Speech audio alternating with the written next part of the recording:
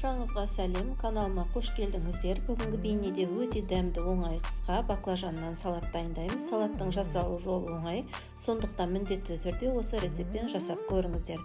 Маңызды сәттерді жіберіп алмас үшін бейнені соңына дейін көріңіздер. Бұл салатқа қызанақ, тәтті болгар бұрышы және сарымсақ, сосын ащы бұрыш қажет болады, сондай-ақ баклажан керек. Біз алдымен қызанағымызды блендермен немесе ет тартқыштың көмегімен осылай майдалап өткізіп аламыз. Сосын сарымсағымызды, тәтті болгар бұрышын және ащы бұрышты осылай ет тартқыштан майдалап өткізіп алғандарыңыз дұрыс.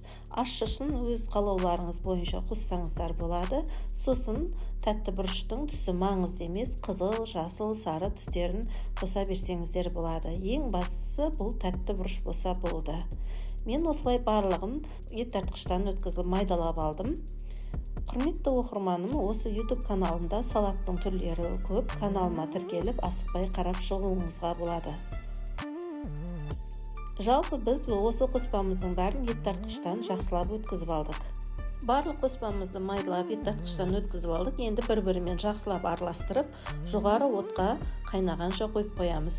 Осы аралықта біз қантын және мөлшеріне, дәміне қарай тұзын және сұйық майын құйып, жақсылап араластырамыз. Біз баклажанымызды ірі қылып турап алғанымыз дұрыс. Майдалап турасаңыздар да болады. Маған негізінде ірі қылып турағаны ұнайды.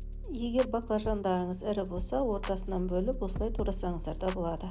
Салатымыз қайнаған соң уксус қосып, оны да араластырамыз. Сосын дереу туралған баклажанымызды қосып, жақсылап араластырып, қайнағанша жоғары отта қоямыз.